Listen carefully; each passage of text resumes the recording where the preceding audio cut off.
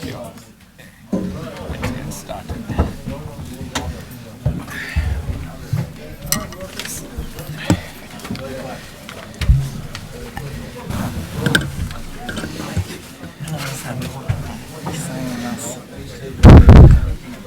So is this your first meeting? Second. Wonderful. Good afternoon. We continue our conference on markets, civil society, and democratic change in the Middle East. And for those of you who have just joined us, I'm Hussein Haqqani from the Hudson Institute. Our first panel was on markets and reform, and this panel is going to tackle the issue of civil society and reform in the Middle East. We have a stellar panel here headed by Carl Gershman, who is the president of the National Endowment for Democracy. And then Tamara Witz, who is at the Seban Center at Brookings Institution. Dr. Ehsan Yilmaz from the Fatih University, Istanbul, Turkey. He has traveled a long distance to be able to join us today, and we are grateful to him for that. And then, last but not least, our colleague here at Hudson Center for Religious Freedom, Sam Tadros. So we have 4 different perspectives, and the purpose is to try and continue the discussion that we started earlier in the day. See the potential for change and reform. We have already discussed how far are markets an instrument for change, and what are the impediments to their becoming the drivers of change in the Middle East, how far are they succeeding, and what they can accomplish. And now we will talk about civil society and to what extent is it contributing to the potential for long-lasting, stable, enduring democratic change in the Middle East region. I will request all the panelists to speak from the podium, and then we will have a discussion. But before everything, a keynote address by Carl Gershman, president of the National Endowment for Democracy, and obviously he's in a hurry to come here and doesn't want me to give him a long introduction, but that only tells you that he does not need a long introduction. So ladies and gentlemen, here is Carl Gershman. Thank you, Hussein, and it's great to be here with you and with a lot of old friends, Tammy, and I see a lot of people in the audience who are good friends. The very subject that you're talking about today, market, civil society, and democratic change in the Middle East, is itself interesting to me, the fact that this is the subject, because there are a lot of people in this town, I think, as some of you are well aware, who have pretty much given up on democracy in the Middle East. Because it's a difficult process, and in some places, Syria, of course, most of all, but also Egypt, it hasn't gone very well. But from the point of view of Ned, this is nothing new. I mean, back in the 90s, we were experiencing a lot of very difficult transitions as a product of the third wave, when a lot of new countries tried to make the transition from authoritarianism to democracy. It was very difficult, and that was the time, I think, as you know, when Fareed Zakaria published Illiberal Democracy, and Robert Kaplan published an article in The Atlantic saying how, you really need economic reform first. Zakaria was saying you need constitutionalism before democracy, and if you have it in that where democracy comes first with elections, it leads to a lot of very negative consequences. Edward Mansfield and Jack Snyder wrote a book called Electing to Fight back in the 1990s, suggesting that democracy produces conflict. And so you have this whole literature, and that was a result of those difficult transitions after the third wave when a lot of countries didn't make it. And today, we have the post-Arab Spring transitions, which are very, very difficult. And so, you're getting the same reaction against that in some circles. But I think it's important to keep it all in context. and to bear in mind that we're not dealing with a post-revolutionary transition in Iran in 1978-79, which was very different, or Cuba, 1959, or the Bolshevik Revolution, 1917. This is something very, very different, and as difficult and as messy as it is, and as problematic as it is in a number of countries. And it's a process which has started. It's not going to turn back. It's going to go forward.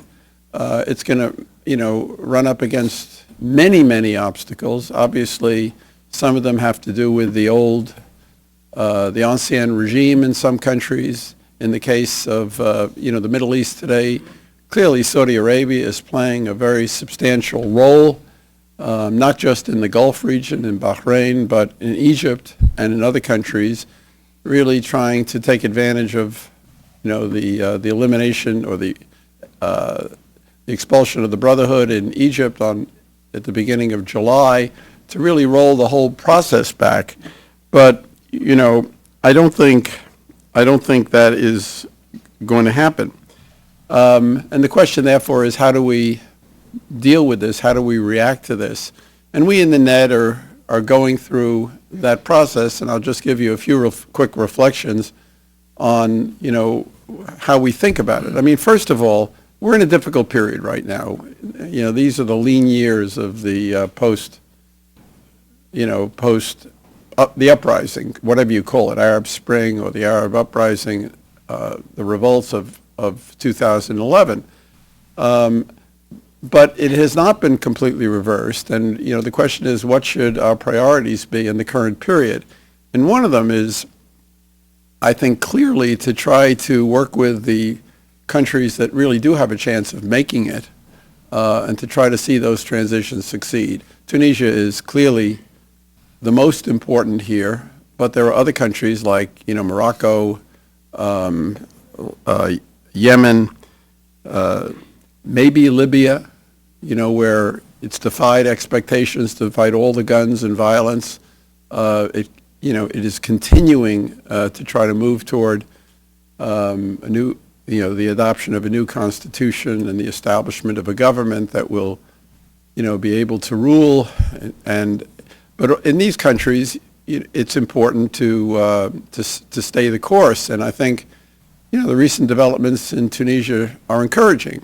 The fact that the Ennahda party stepped back, and there's going to be a process of trying to develop a new constitution that can go before the people, and then have an elected government based upon that constitution. So that's one thing that we consider to be important. The second is we're putting great emphasis on regional networks of people, and they exist in much more substantially today than they existed before. And these regional networks connect people and help them to access skills and solidarity actions both within the region and outside of the region. And there are a lot of very, very good networks that are working in this area.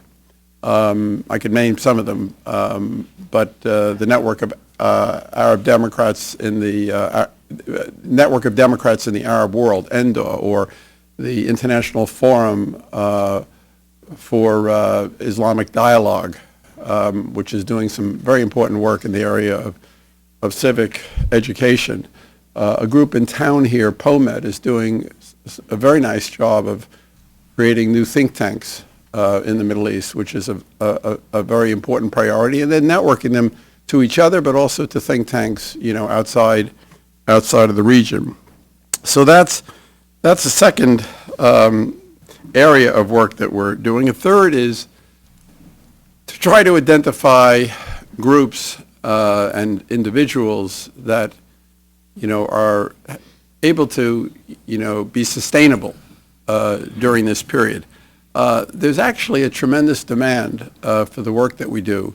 At our last board meeting, which was just a few weeks ago, we had 82 proposals that were before the board. Some of them were from these institutes that we have, the NDI and IRI, the two party institutes, labor and business the Solidarity Center and the Center for International Private Enterprise, but most of them were for local groups, indigenous groups. And the kinds of work that they were coming to us for, the kinds of activities, are an indication of what can be done by civil society, which I think is the subject of this meeting. And this is just, an arbitrary selection of a few titles of proposals to give you a flavor of what it is. But you can see what these groups are trying to do, promoting transparent legislative processes. There's an NGO in Egypt that was proposing that. In Iraq, youth advocacy for policy reform, the group, the International Forum for Islamic Dialogue, has a civic education manual called Youth Success in a Changing World, which tries to, reach young people in the Muslim world based upon an Islamic culture, but also to try to talk to them about how they can become successful and be part of a modern world. And this has been going on now for a number of years, and with actual great success. In Kurdistan, judicial reform, the Truth and Justice Forum working on security sector reform in Morocco, youth social entrepreneurs there, think tanks in all these different regions. There's a fellow in Tunisia by the name of Salahuddin Jorshi, who has been incubating, civil society organizations through civic education he's a very experienced intellectual, and just working with the development of young people through civic education. There's another group that was working on the issues of polarization, the Al-Quds Center in Amman, Jordan, working on how to develop consensual approaches to problems and to reduce the very deep sectarian polarization that is in the region. So these are among the kinds of things that people will do.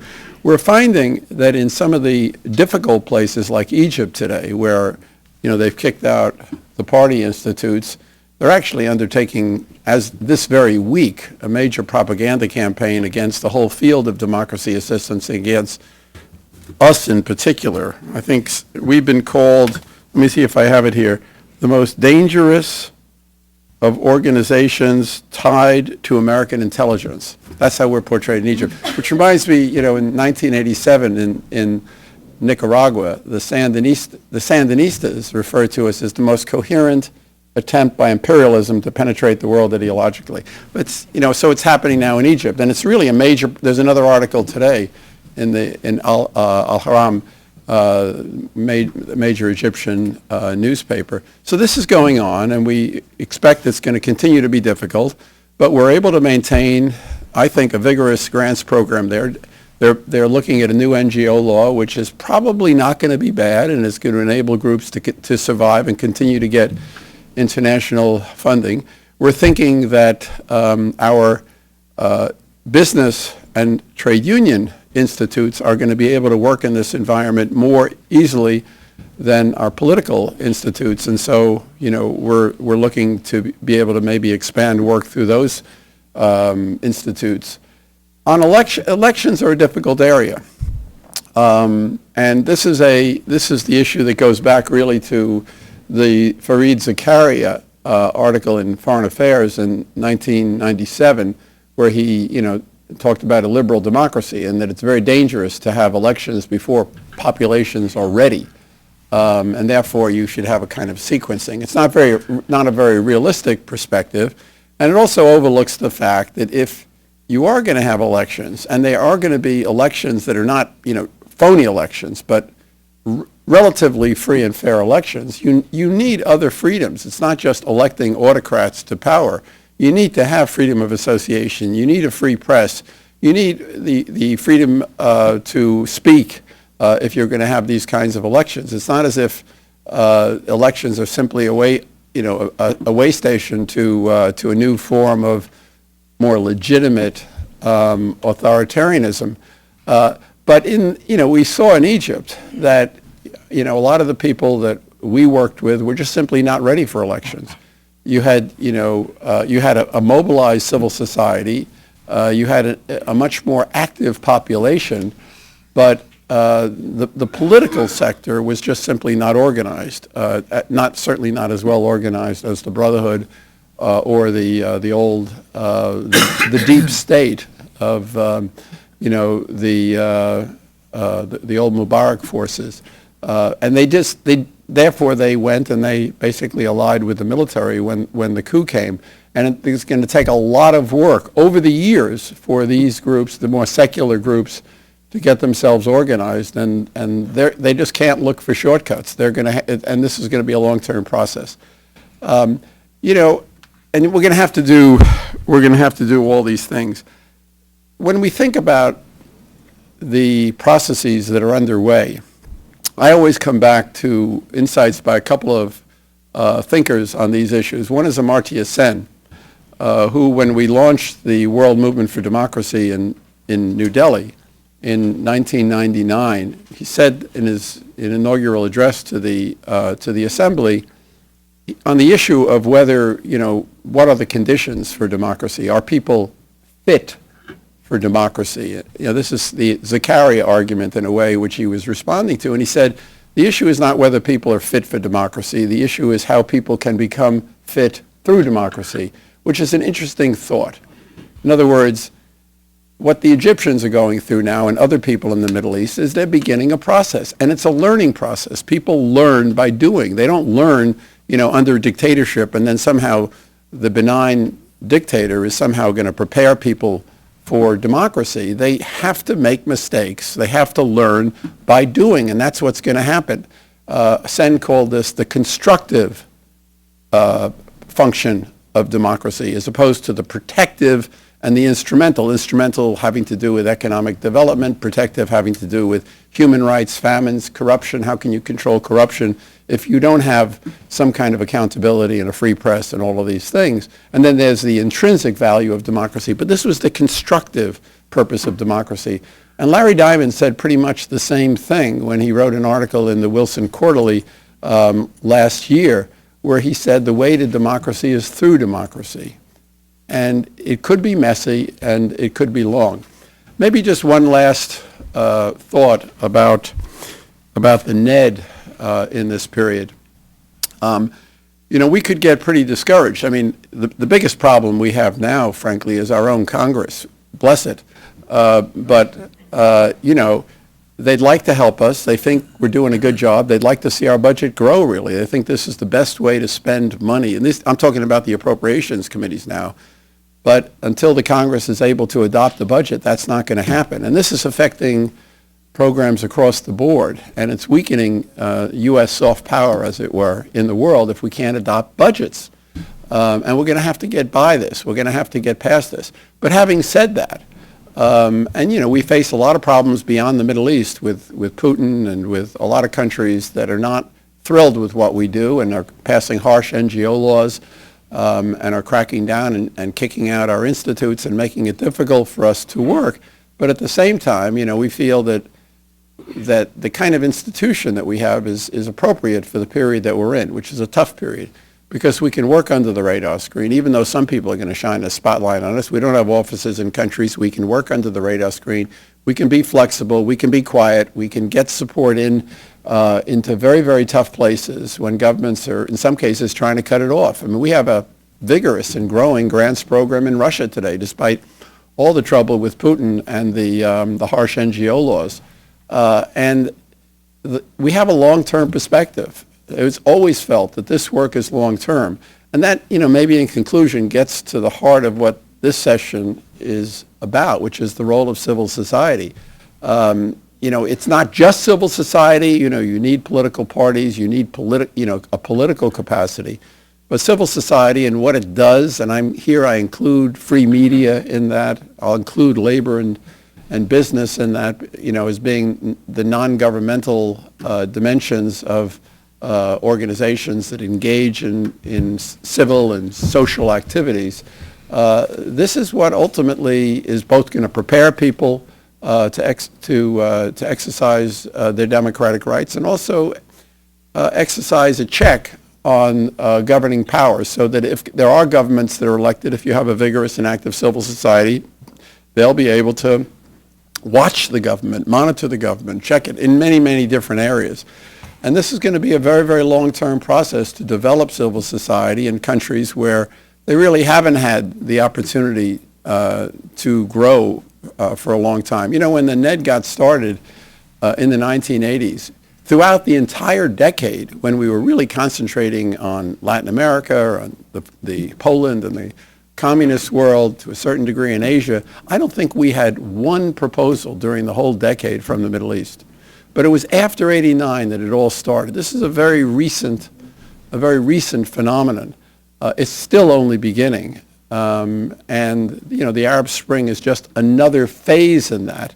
And I don't think there's any turning back. And I don't think the people in the region feel that there's any turning back. I think with all the problems, I think they feel that what has happened in the last 2 to 3 years is a step forward for freedom. It's obviously going to meet with a lot of obstacles, but I think the process is going to continue to go forward, and it's going to take some time, but it's not going to stop. Thank you. Thank you very much, Carl, for those remarks. Now I'll call upon Tamara Kaufman-Witz, who is director of the Sabin Center for Middle Eastern Policy at Brookings. And I am going to do the full introduction for you, Tamara, even though you don't want it either. Yeah, exactly. Because Tamara served as Deputy Assistant Secretary of State for Near Eastern Affairs until January last year. She coordinated U.S. policy on democracy and human rights in the Middle East for the State Department, and was responsible for overseeing the Middle East Partnership Initiative, and served as Deputy Special Coordinator for Middle East Transitions. The reason why I say all of that is because I want to put Tamara on the spot, and I want her to discuss some of the experiences she had in those positions and what role perhaps can the United States have as the region moves forward in its transitions. Tamara's book, A Freedom's Unsteady March, America's Role in Building Arab Democracy, is about 5 years sort of old now, so maybe in 15 minutes she can update its findings. Thank you. That's an ambitious task. All right, so you'll get volume 2 right here, and that will spare me having to revise it. Well, first of all, Hussein and Ken and everyone here at Hudson, thanks for the invitation. It's great to be with you, and I want to commend you for the structure of the conversation today, because I think a lot of the discussion that we've had about the political change underway in the Arab world has not brought together, as well as today's conference does, open markets and open societies and the relationship between the two. And as Carl was saying, the relationship between the procedural elements of democracy and the substantive elements of democracy. So kudos. I will try to talk a little bit about the U.S. role and some of the lessons that I took away from my own experience. But I'd like to do that by giving you a few ways in which I think civil society is particularly well placed to help Arab states as they undergo these political changes because of the legacies of authoritarianism in this region, because of the challenges that these transitions are facing. Let me start, though, with a point about the context for Americans, for us, as we consider this issue, as we consider the role of civil society. Because for the United States, support for independent civil society is not simply derivative of a broader human rights agenda that enshrines, freedom of association in international treaties. It's not simply derivative of a democracy promotion strategy that was adopted during the Cold War, although I certainly, among most of you in this room, I would imagine, am grateful for the impulses that led to the establishment of organizations like the NED. But the point I want to make is that civil society is seen by Americans as so essential that we almost take it for granted. It's so much a core in our own country to how we do business that we literally can't imagine a healthy society without independent civic action. And so I think that makes it something that we manifest in our foreign policy and a commitment to freedom of association that's been very consistent. But I also think that it presents a challenge for us because we sometimes have trouble recognizing and understanding the threats to civil society independence that emerge in other countries around the world. For us, it's hard to imagine how any law or intimidation could truly dampen that voluntaristic impulse that is so much a part of our day-to-day experience. And I think it's worth keeping our own cultural particularity in mind as we consider this. Now, as I explain why I think civil society has an especially important role in Middle East democratization, it's important to start with thinking about what does civil society do? What functions does it play? It helps citizens come together around issues of common concern. It helps citizens engage in advocacy on behalf of their own interests. It channels the ideas and preferences of different social sectors and conveys them to government, to the private sector, to the media for discussion and incorporation into the policy process. And likewise, it conveys information about what government is doing, what businesses are doing, to the public. So in many ways, in complex modern societies, civic action is a lubricant in the gears. If it's not there, the process of engagement between government and citizens is just a lot more complicated. In economic terms, you can say that civil society lowers the transaction costs for political actors in figuring out what people want. Okay, and what will make them happy. Now, when you think about the role that, given those functions, Arab civil society can play in the context of today's struggles for democracy, I would point to a number of arenas. The first is improving the information environment. And this is true not only for domestic audiences inside Arab countries, where people are struggling to find out what exactly is going on in a very confusing and dynamic political environment. But it's also important to convey information to the rest of the world about what is going on in a given society. And just to give you one concrete example from my own experience, when the protests were raging in Tunisia and in Egypt in January and February of 2011, American embassy staffs were barricaded in their compounds for security reasons. That made it very difficult for us to get accurate information about what was going on. Who were the groups involved in different kinds of protests? Which government forces were engaged in dealing with the protesters and in what manner? How many people were being killed? How many people had been arrested? Which news outlets were being shut down? But civil society organizations, human rights organizations were out there collecting that data, doing that aggregation and analysis, and conveying that information to the world through the internet, through the media, through their contacts at embassies. And that was a critical source of information, I think, for all of us as we watch these events unfold. A second, I think, key reason why civil society is going to play an important role is because one of the strongest legacies of authoritarianism in Arab countries that are now undergoing political change is the legacy of a really strong executive power, an unchecked executive power, going back to what Carl was talking about a few minutes ago. And, in Egypt, this manifested itself in a situation where, although they elected a new parliament, it wasn't clear what powers that parliament had.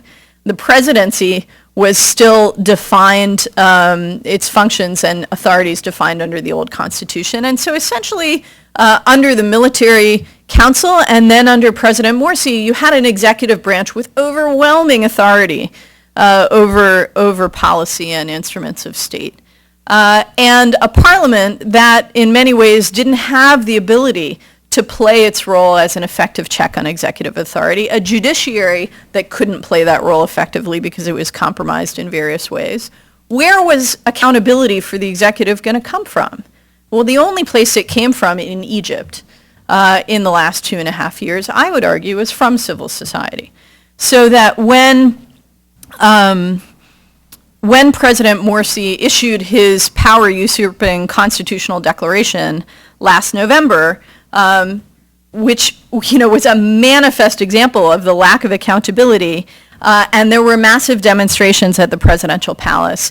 Egyptian NGOs were there, observing the protests, collecting eyewitness testimony, documenting conclusively that the Muslim Brotherhood participants in the protests detained and tortured opposition protesters.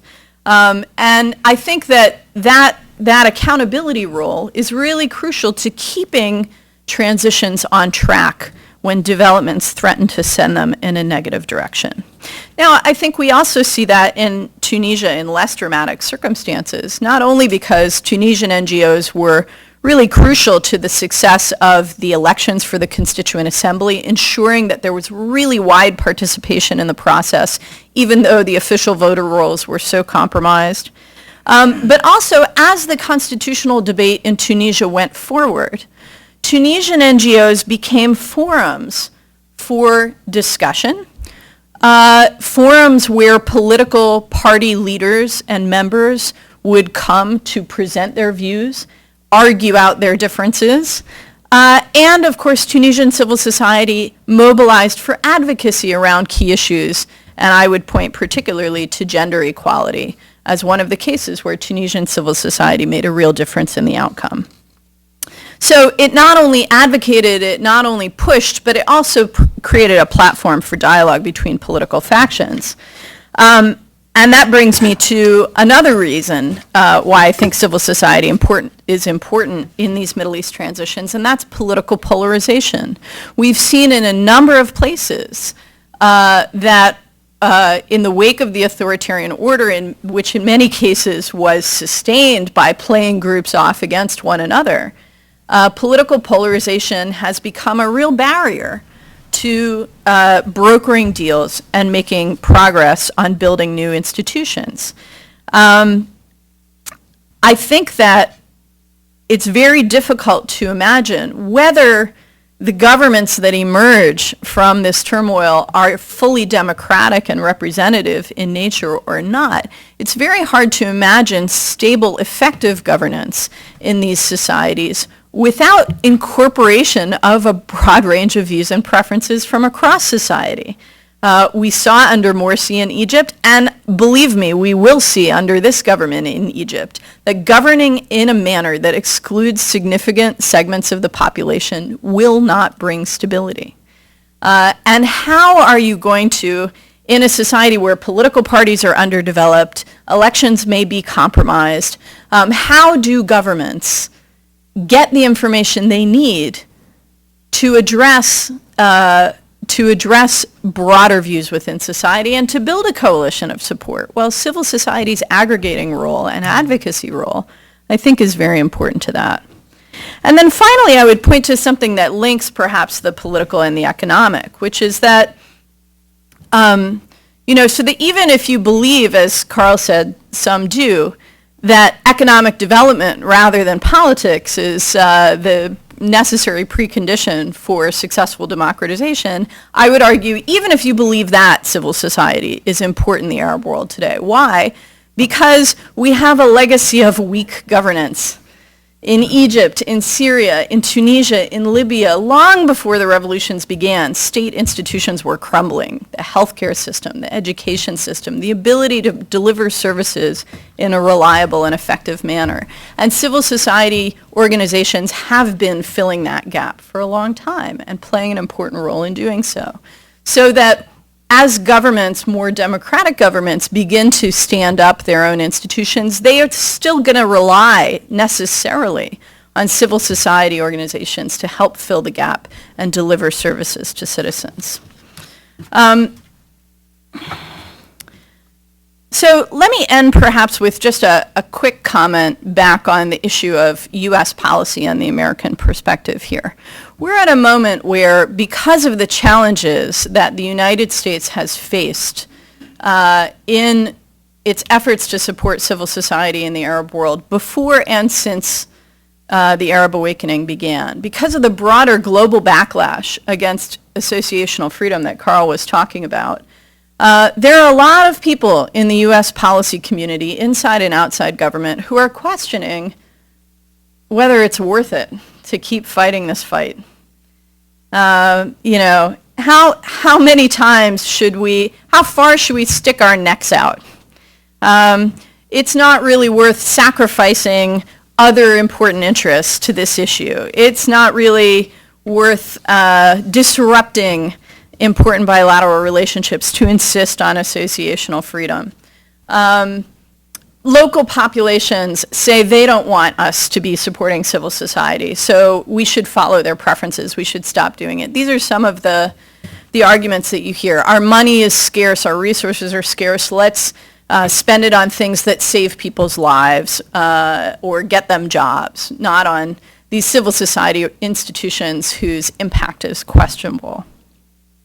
I guess I would argue that it's hard to see how the United States can achieve even its most minimal policy goals in this part of the world without sustaining support for independent civil society because of all the things that I just noted. Because it's hard to see how governance, more democratic or less democratic, can be effective in the Arab world today without independent, effective civil society.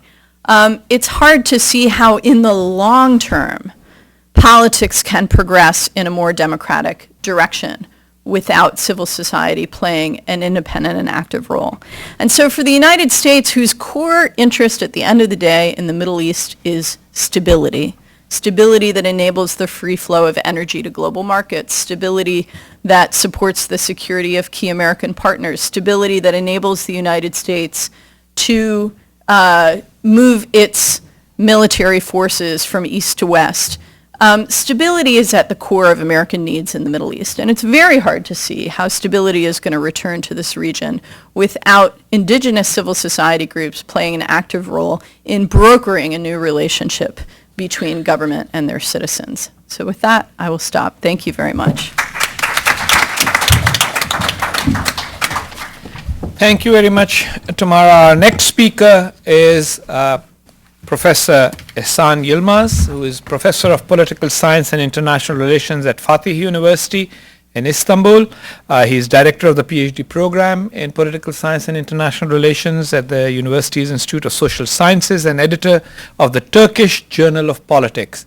And Ehsan, I think that while talking about the broader Middle East, it would be useful for us, for you to enlighten us in particular about Turkey's own experience, if you can add that to your pre-prepared comments. Thank you very much. Thank you. Today I will try to talk about the Turkish experience with democracy starting from the Ottoman times and also its experience with civil society.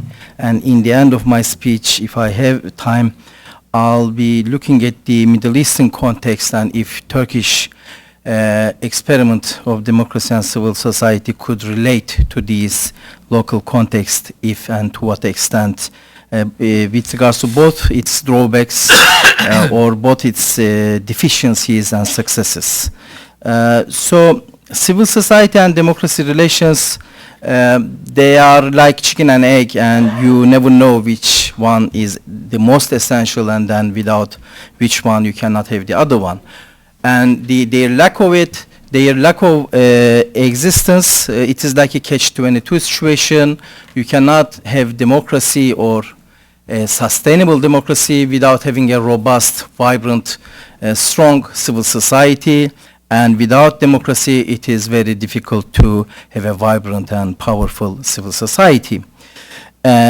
So in Turkey, the experience after the establishment of the republic was that the Kemalists, who are the successors of the young Turks of the Ottoman Empire, who staged a coup against the government in 1913, and the multi-party political experience of the Ottomans, and established their one-party rule in the country, they tried to create a sort of homogeneous Turkish nation by resorting to both assimilation and dissimilation practices.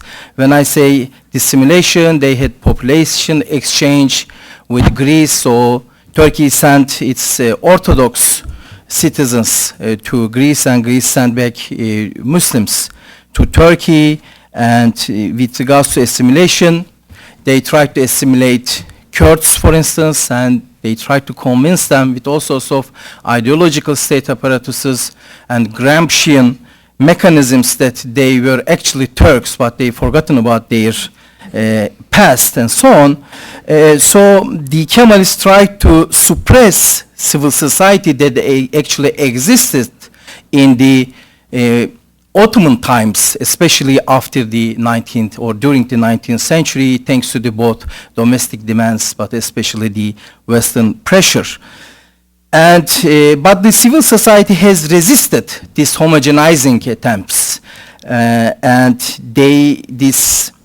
the also emergence of democracy after the Second World War, because of Stalin's threat to occupy the Turkish Straits and also eastern part of Turkey, and he was a very serious guy, he was not joking, so Turkey decided to join the Western camp, but there was a condition that Turkey needed to transform its political one-party system to multi-party politics. And when this multi-party politics started, actually the civil society that has been suppressed emerged. Actually, it re-emerged. So it never ceased its functioning, but it was a kind of underground operation. And when I'm talking about here, this underground or unofficial operation, it is related to not only Kurds or practicing Muslims, but also Alevis, leftists, and even liberals who were considered by the system as the suspicious guys who are a threat to the Turkish state, its unity, its ideology, and so on.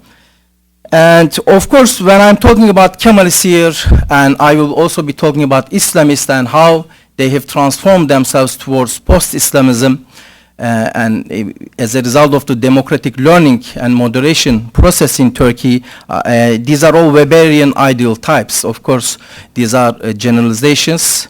And there are, of course, several exceptions, and we must also never forget the fact that there are internal diversities and variances.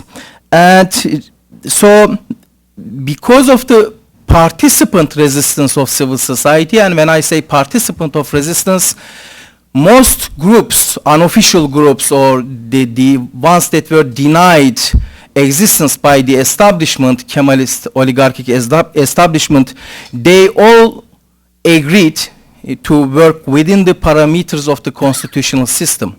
In other words, they were not anti-systemic.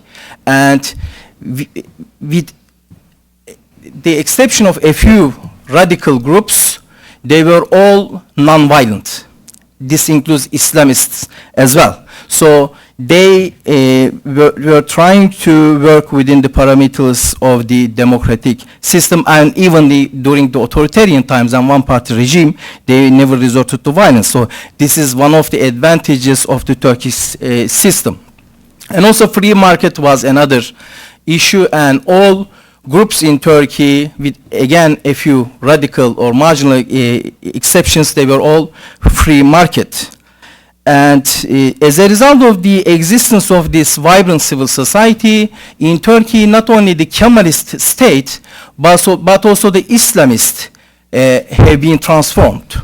So the Kemalist state, I'm not talking about the Kemalist individuals here, because most of them are still Kemalist and they are still dreaming about coming back to power and ruling this population and simply homogenizing them and creating a kind of perfect humans or perfect citizens without any cultural, ideological, ethnic differences.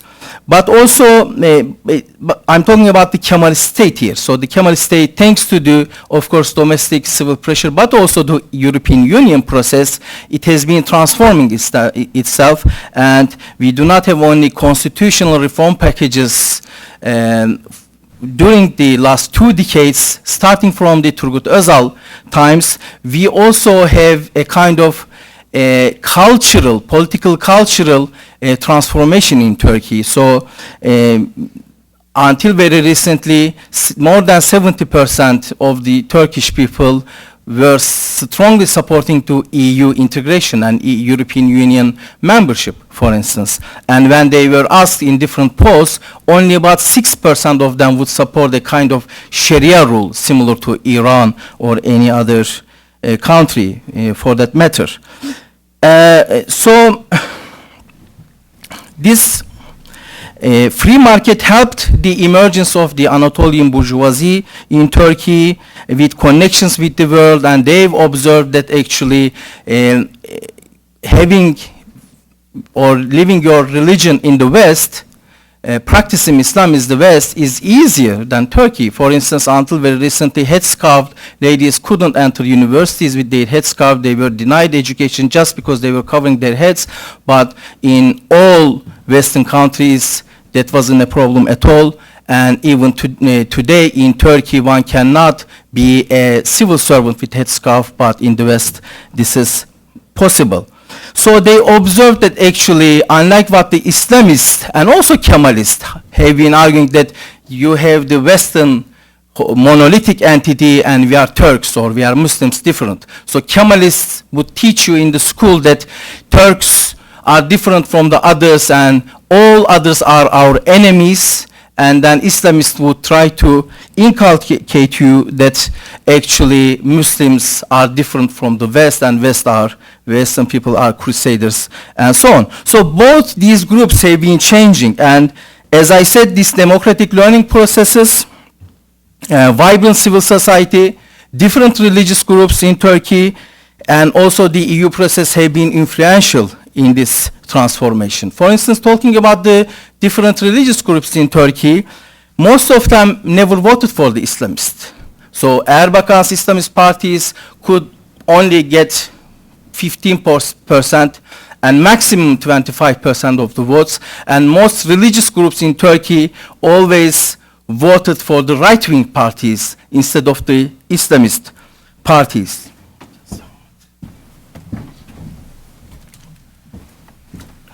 Sorry about that.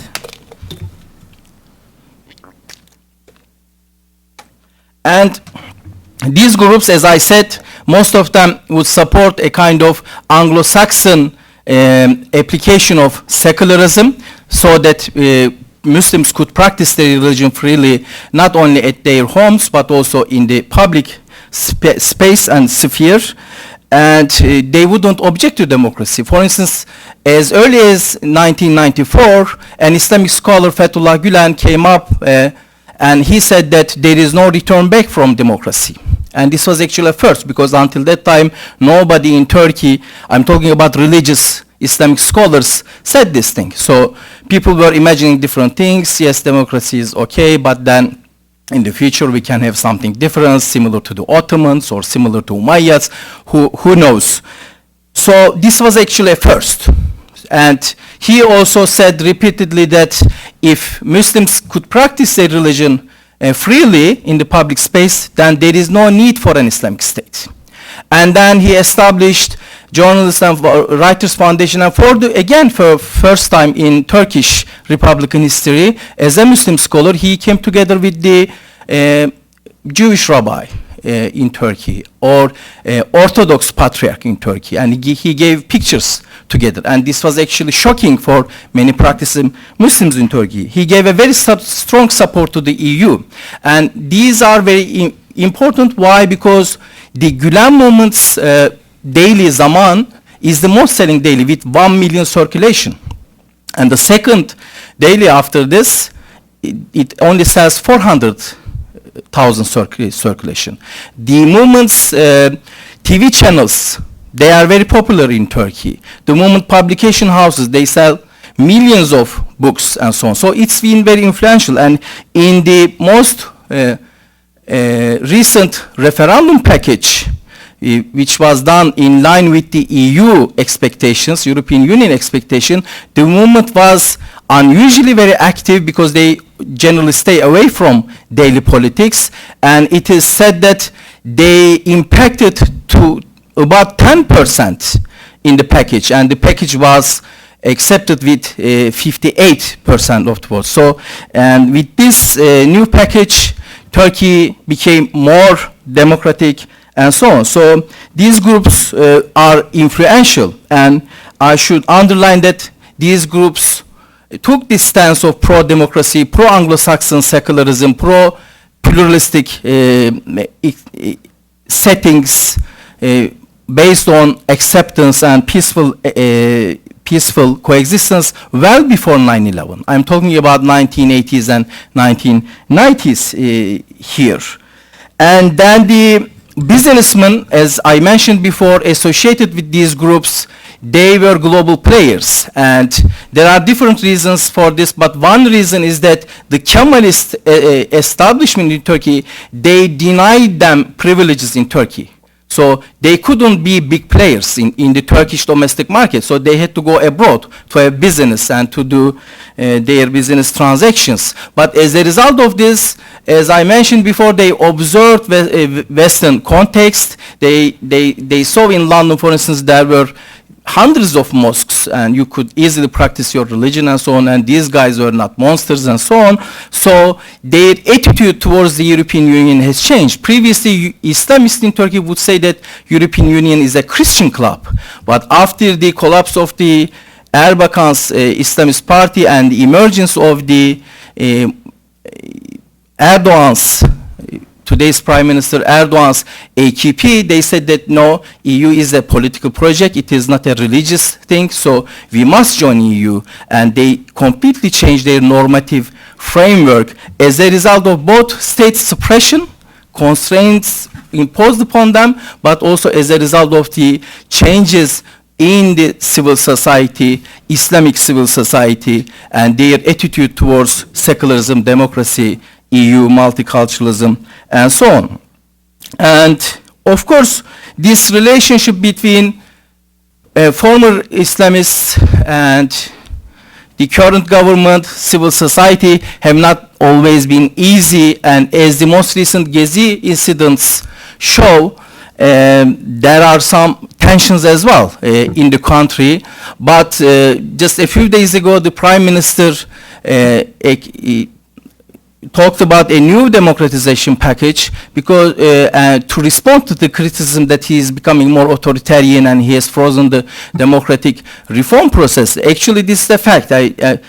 For the last few years, the AKP has not been doing any reforming act in Turkey, and maybe the ruling party must be blamed for this, but before that, the opposition parties must be blamed for this, because we don't have in Turkey any opposition party that would push for more democratization, that would push for rights for Kurds, that would push for Alevi rights, heterodox Muslims. So actually, it is in its 12th year of power.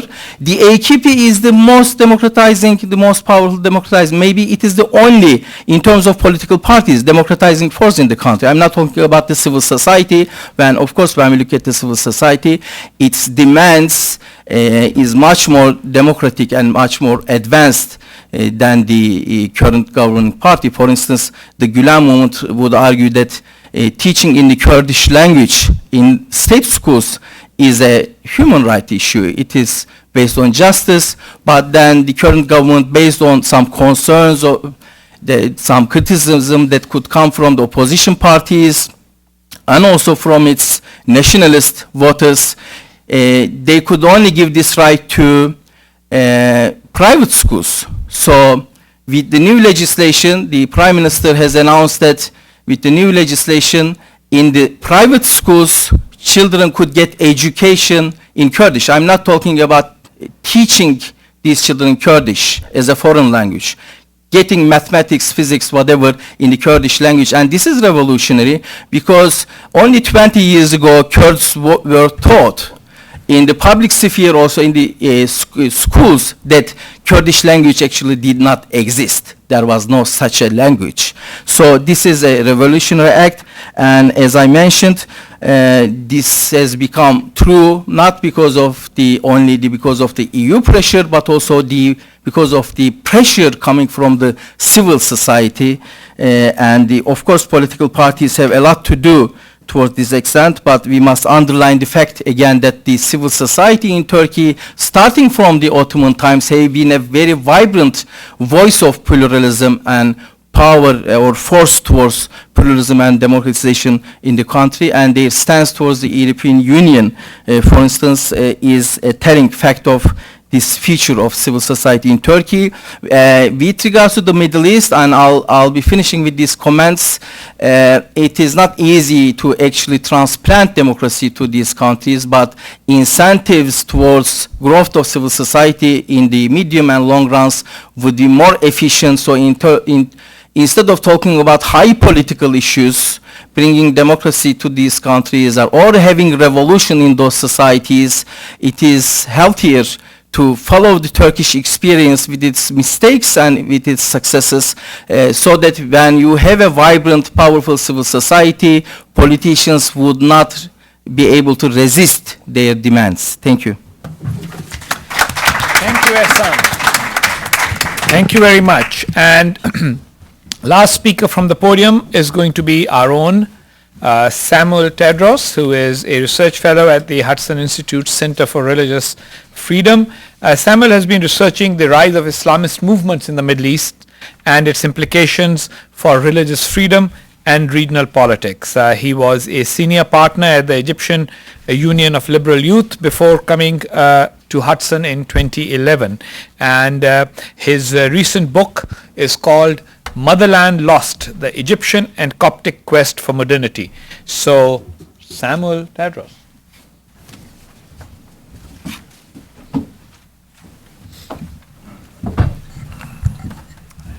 Thank you, Hussein, for the introduction.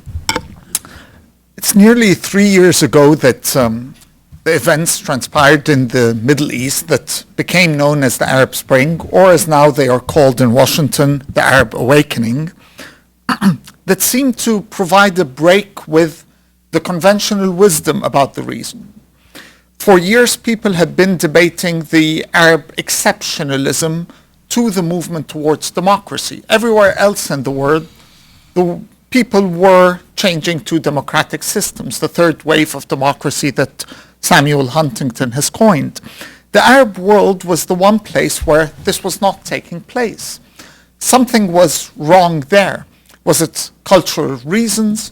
Was it rooted in the language? And what was it that led that region to be exceptional to that change towards democracy?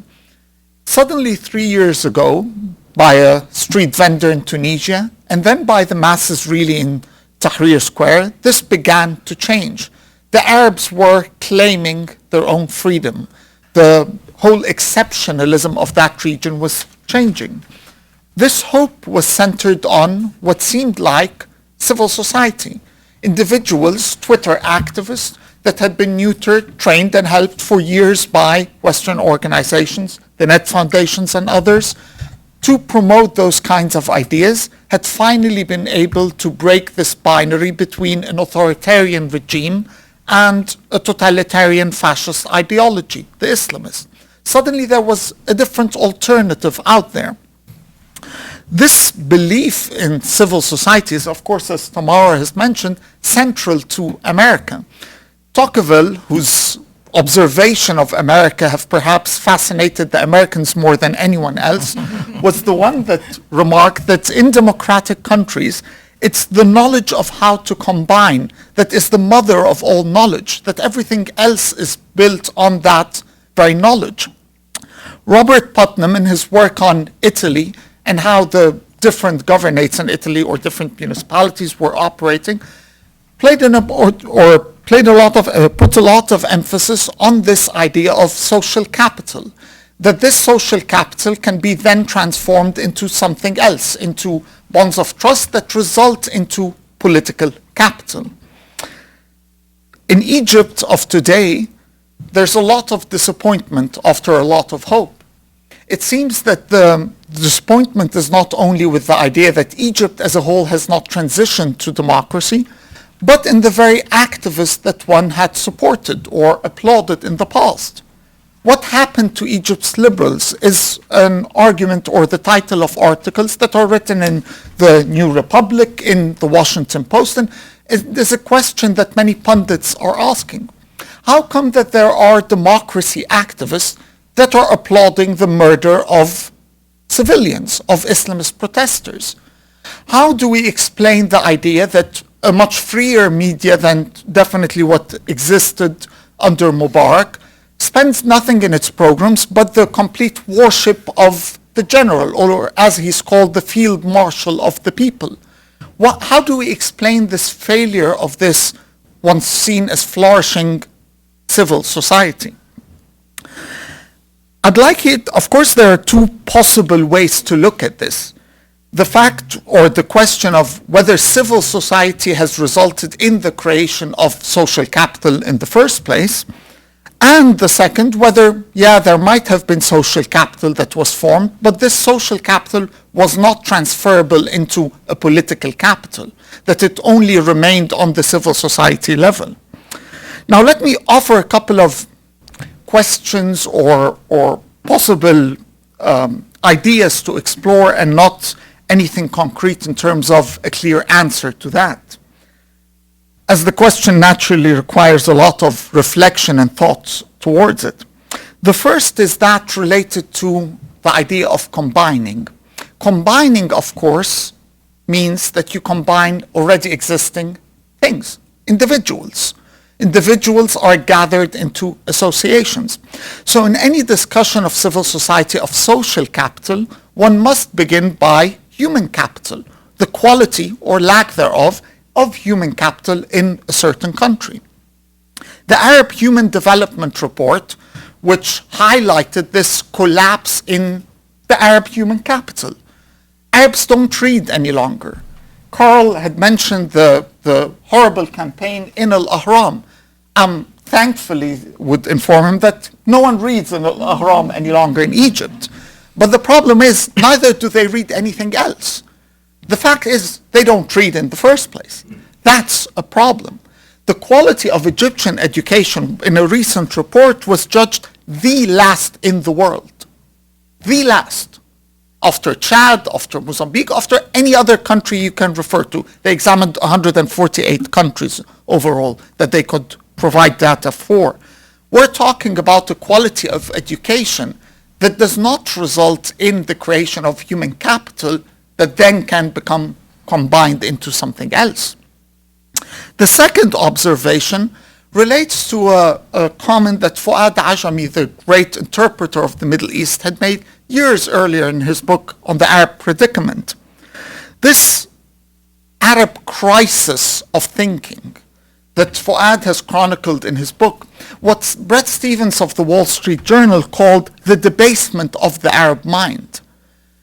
Minds fall into conspiracy theories.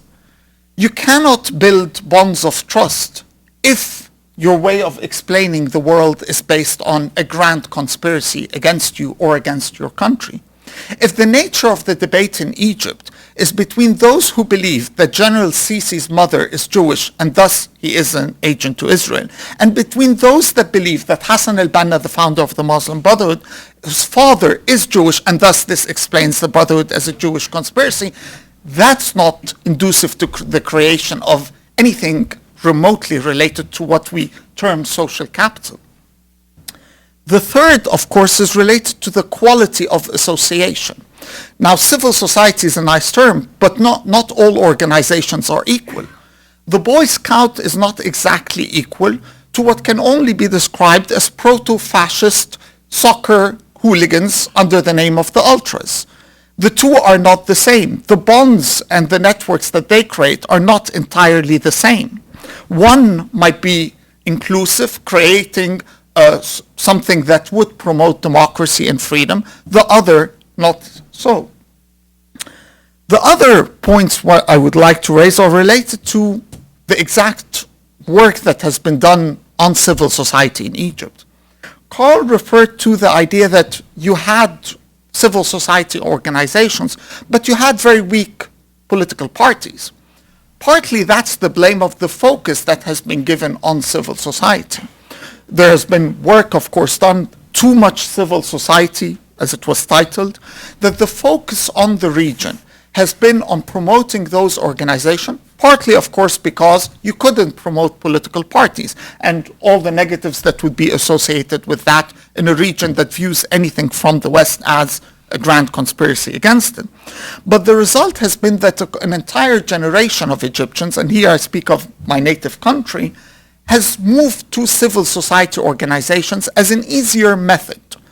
Now, civil society organizations are nice, but they don't exactly prepare you for an actual act of governance and political organization. The reason is, of course, civil society organizations, by this I mean the focus on human rights organizations especially, result in activists that believe in absolutes. There is no compromise, of course, between the police officer who tortures a victim and between the victim. Politics, on the other hand, no matter how ideological one might be, is the art of compromise, is an art that requires at the end of the day an ability to form deals. It's indicative of the lack of that concept in Egypt that the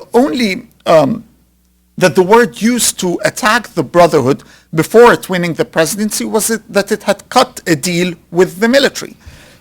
Cutting deals isn't that bad, actually. Cutting deal is all about how you govern. That's the way that people are supposed to reach or to govern countries.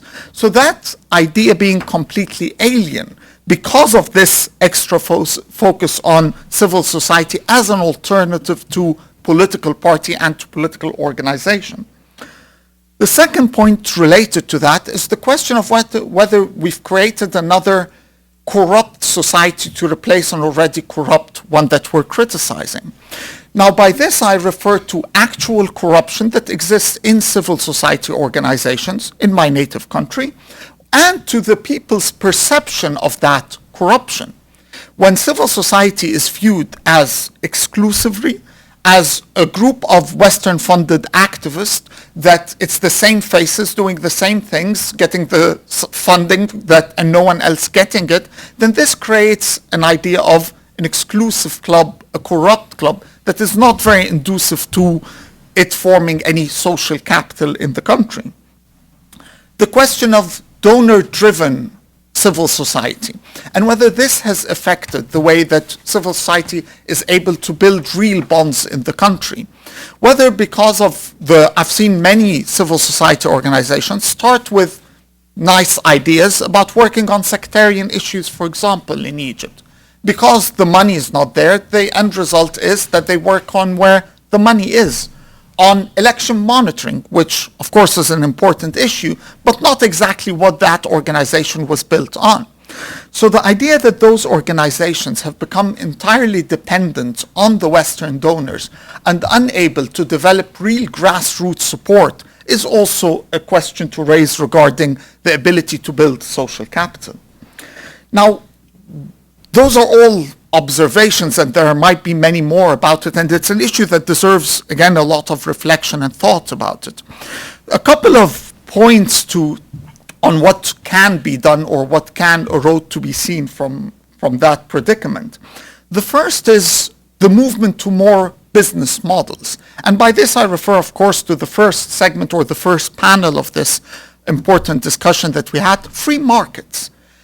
Moving towards a more free market-based civil society, where organizations that are not capable of surviving on their own after 20 years of foreign donors, well, they need to learn how to.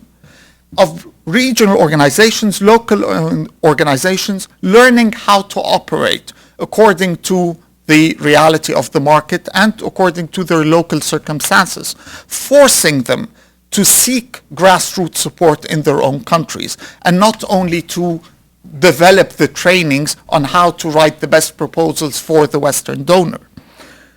The other thing is, of course, regarding the quality of that civil society. It's an often repeated slogan of teach a man how to fish and don't feed him every day or don't give him fish every day. But teaching a man how to fish is a tool at the end of the day. Yes, it's a tool that leads him to feed himself, but it's a tool. I'm talking about explaining to people why fishing is important in the first place, why it matters. What is democracy? What do we mean by civil society, by liberalism, by all those ideas, the Western canon of civilization that this society is built upon? I remember when one of my first visits to America, I was given a gift of Ron Chernow's remarkable biography of Hamilton, in which he wrote extensively about the amount of reading that Hamilton and others of the founding fathers have had. It's no surprise that these men were able to then provide us with a constitution that has only needed the perfectionist touch of Lincoln. It is no surprise that that generation included Jefferson, Madison, Hamilton, Washington, Adams, all remarkable men. The Egypt and the Arab world of today doesn't have a single one of those men. It's perhaps important to focus on the ideas themselves, on the content of that civil society, or what is provided, and not just on the tools that are provided. Thank you. Thank you very much, Sam. And I think that some very important points were made today since the morning. 5 different accents, several different presentations, 6 different presentations. And I think now we are open for discussion. Let me just start off by actually asking Carl and Tamara to comment on Sam's last point. Have the civil society assistance and democracy building initiatives been lacking in content by focusing purely on the engineering aspects of those? Has, say, for example, the United States made a bit of a mistake in just focusing on, the tools? How do you do this? How do you do that? Et cetera, the technicalities, to use Sam's analogy, the tool of fishing, instead of being able to convince people or market to people the whole notion of why fishing is important and why they should embrace it.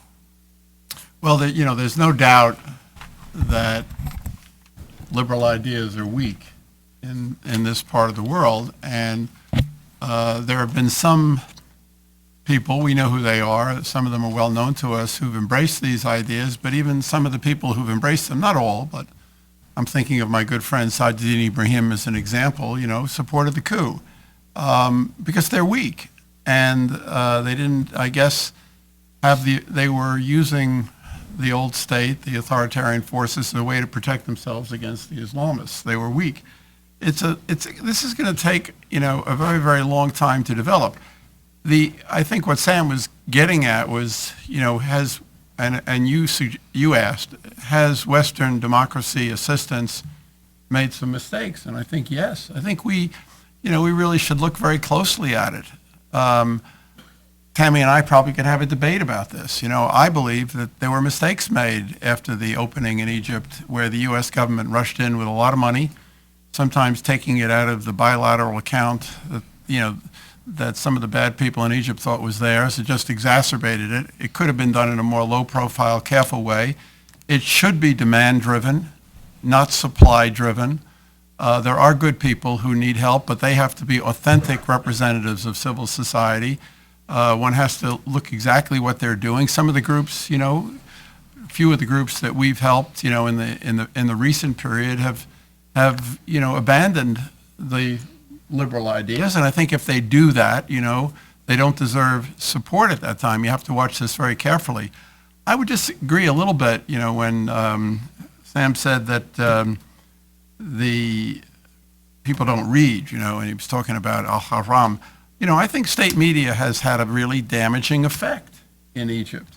They've pushed particular lines, and they're the ones who've created a stereotype, which I'm afraid that you're talking about as well, that all these people are a bunch of Western, donor-driven Western agents.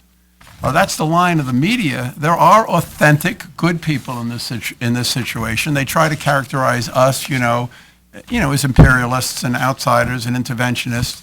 The state media in Egypt have done a job under Mubarak and after Mubarak to try to shape attitudes on these issues, and they have been fairly successful. It's not as if nobody reads it; it has no effect.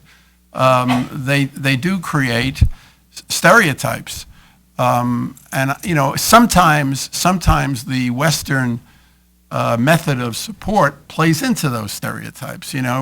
We just have a system. The way the European Union in our system works, it tends to be oriented toward the big groups that have the capacity to develop proposals and to communicate with Western donors, and has a lot of difficulty trying to reach into the real grassroots of civil society. How you do that is very, very difficult. It requires, a small grant capacity, not funding big groups to take on, large functions. It has to be done very, very carefully in a politically sensitive environment, and we're not always sensitive to that. I think, I think all those issues have to be, I think we should take a look at how we do this work in the aftermath of the troubles that we've had in Egypt. Thanks. I'll just make a couple of points in response. The first is that I would certainly agree that there's a focus, perhaps too much focus, in the discourse in U.S. policy, in the U.S. government broadly, about democracy promotion, too much focus on procedures and elections and the engineering, as you put it, Hussein.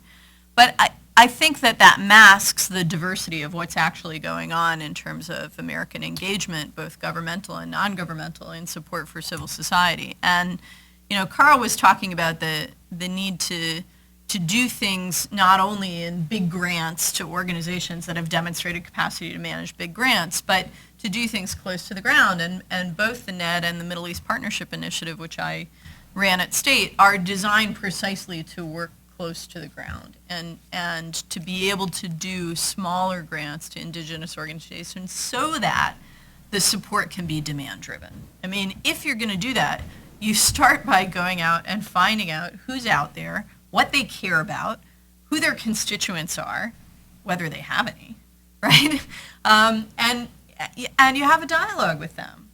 And the program at the Middle East Partnership Initiative that I liked the most and that I worked to expand was our local grants program, which was, not a case where we put out a request for proposals saying we want to give support for X, Y, and Z, but saying, tell us what it is you're doing that you think is worthy of support. It's precisely demand driven. And I think that that's how you generate the kind of pluralism within civil society that enables the market processes you were describing as an ideal to work. To the extent that there's a weakness of liberal values, if you will, I think the core value that needs strengthening is pluralism. And I'm not sure that you necessarily do that through civil society organizations. There might be civil society organizations that work specifically on tolerance and pluralism and specific communal relations, but the value of having lots of different groups who care about lots of different things and that are going to disagree with each other and even work against each other. That's the marketplace of civil society that you want. And you want political parties to be in a place where they see an interest in reaching out to try and appeal to those different and build coalitions among different constituencies. But I think it will take, as Carl said, a long time to get there. I think, the only other point I would make is that civil society groups are never mass movements. They're never popular, in a broad way. Civil society groups that are interest groups.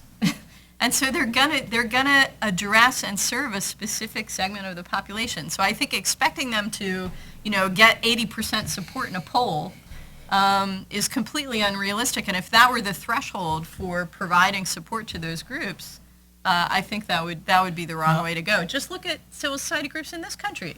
Look at the ACLU, look at the NRA. These are very small organizations in terms of their membership relative to the population of the US. But they influence the discourse.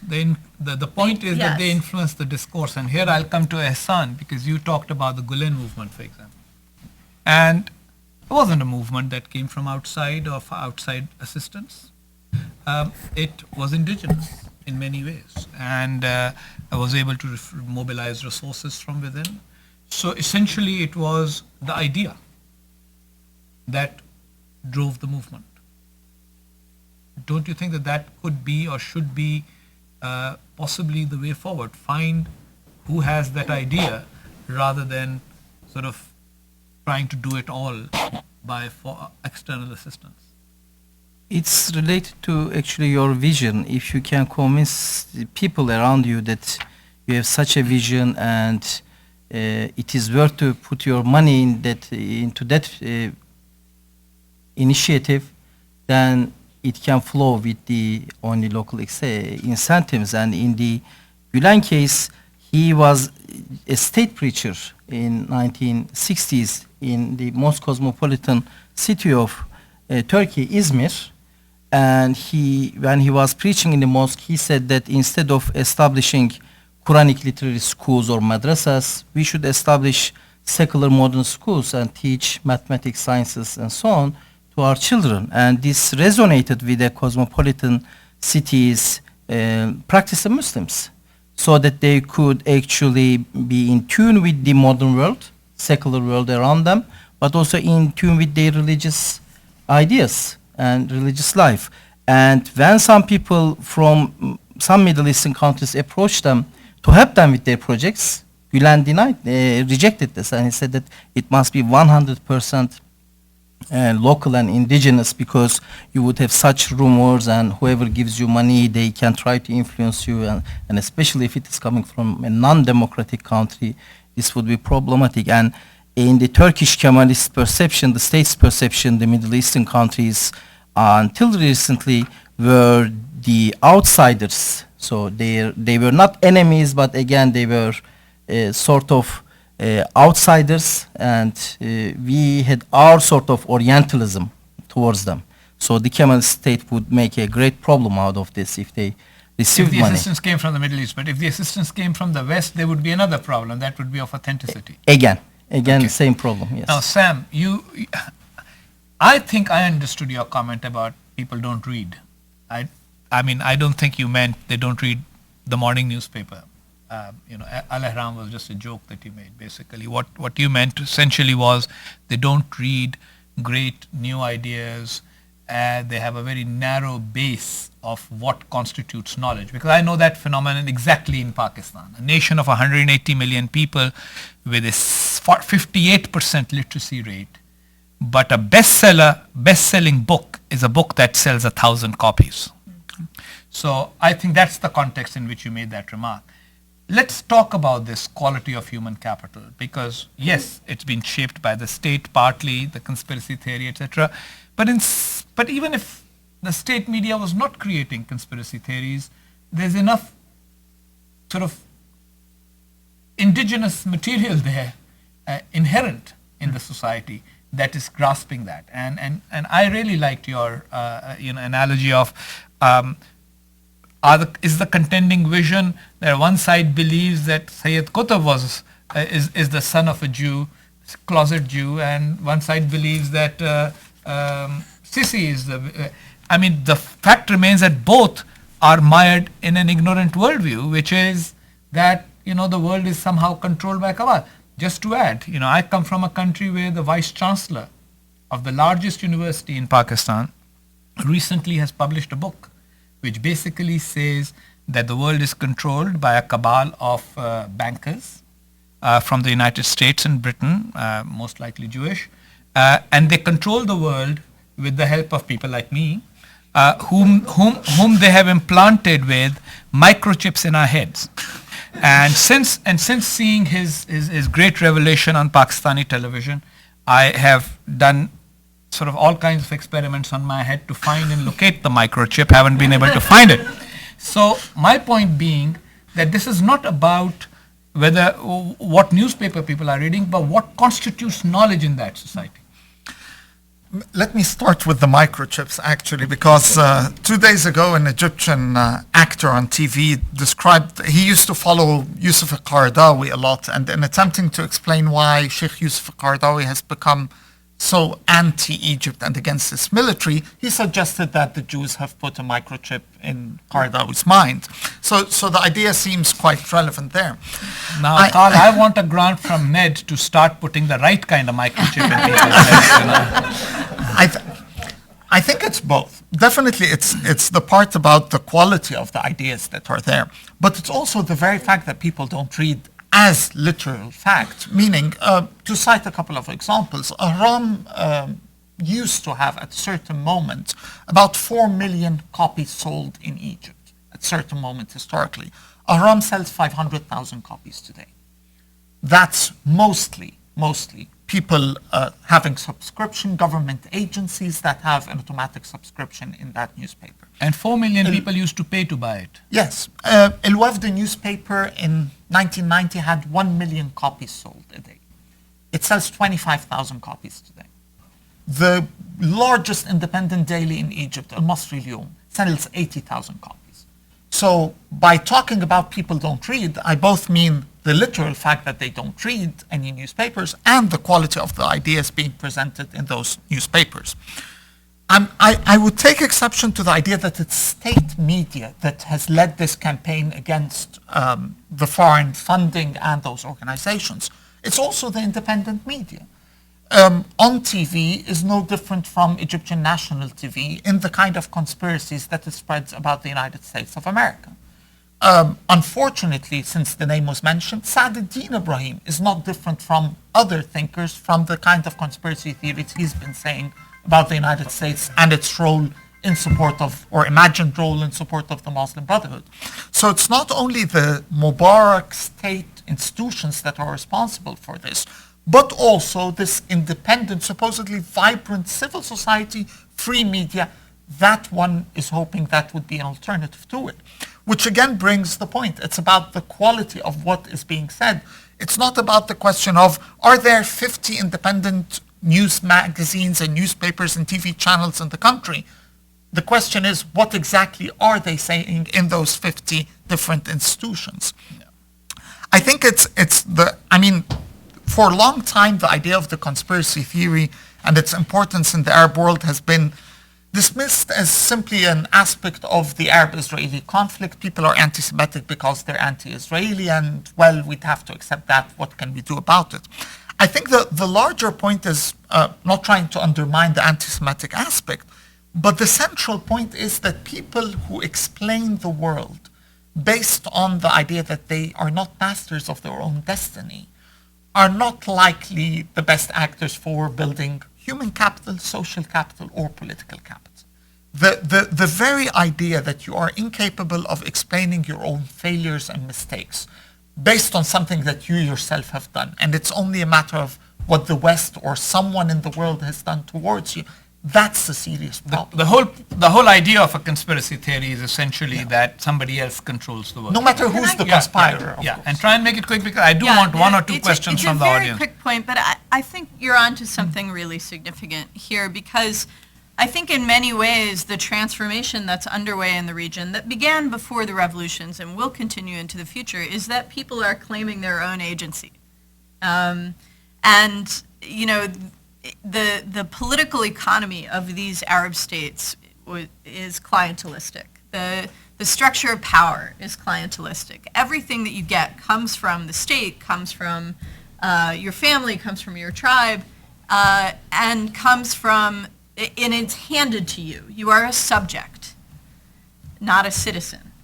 And that's part of what has changed and is changing. And I believe, I mean, just based on my own engagement with young Arabs all over the region involved in their own forms of civic engagement, whether it's politically directed or merely, you know, I had an amazing discussion with the members of the Kuwaiti Youth Photography Club, and why, you know, the transformative effect that participation in this group had for them, because they felt that there was something they could create on their own that made a difference in their lives and in the lives of other people.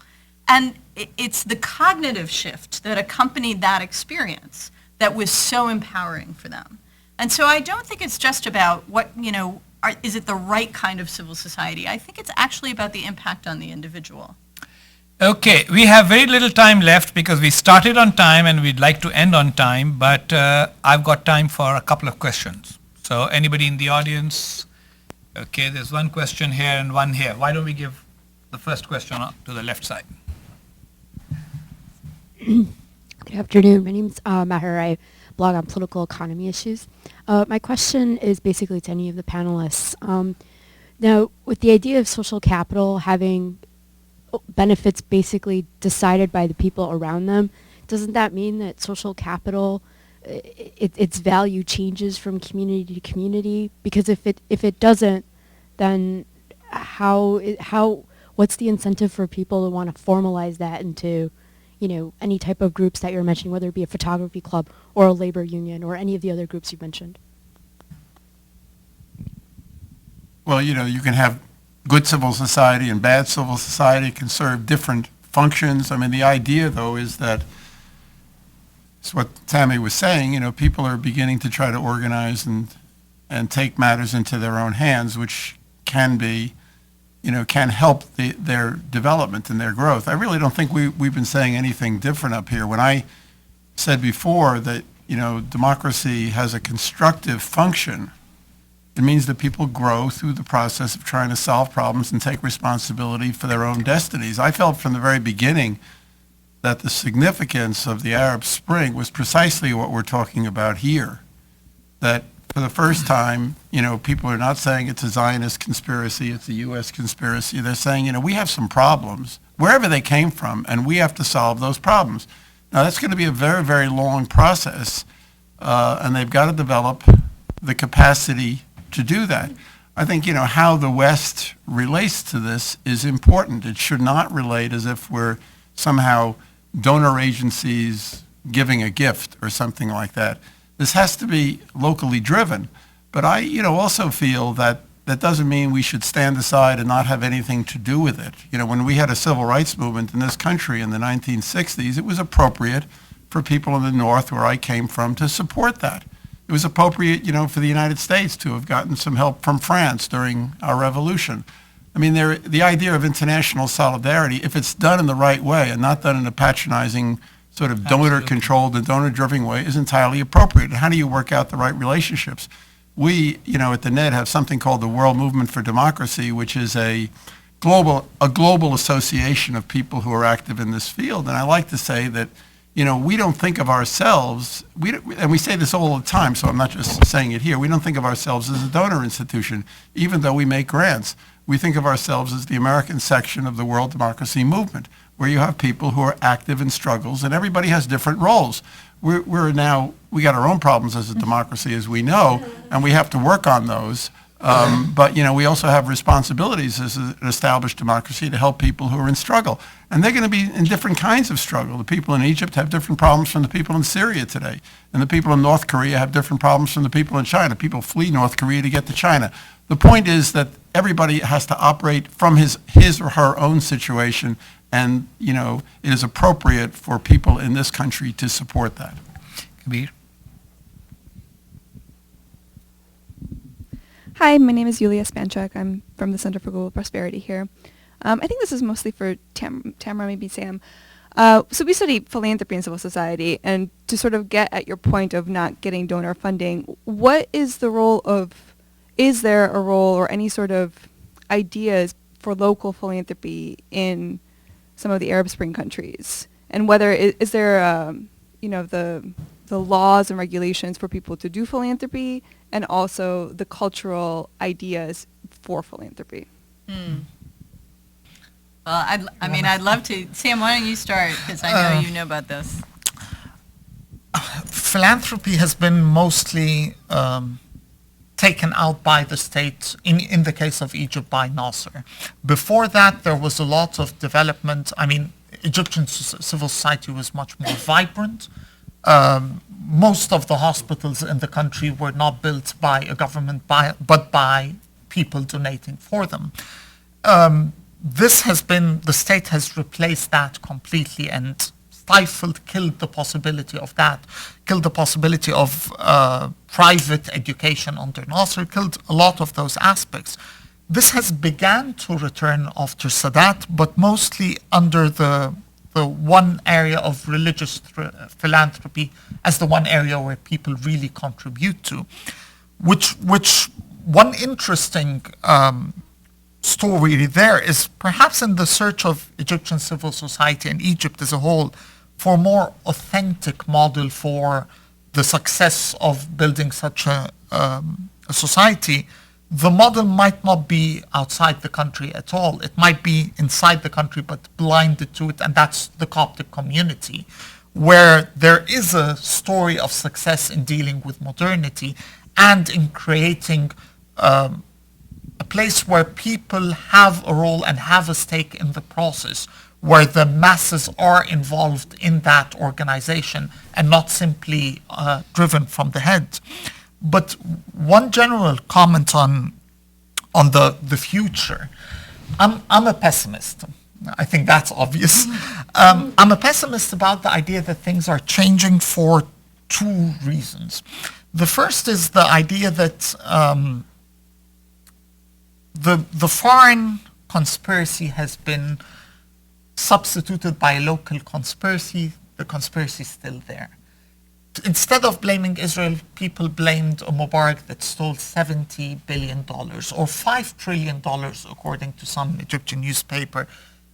The Morsi government being responsible for all the failures of Egypt. There's still this same attitude of blaming someone else, a government, for one's problem. However, I would have said that this process was something positive, that there was something beginning there, had it not been for the military coup. I think we were about to regress to something much worse than we had under Mubarak. We're really going into something much darker than whatever there was under Mubarak. And whatever positive developments there might have been on the local level, on civil society level, these will be completely washed out in the future. Well, that's a very pessimistic note to try and end on. Alpi, would you like to say something? Ken, are you here? Okay. Mike, please give the mic to our friend. Introduce yourself and then.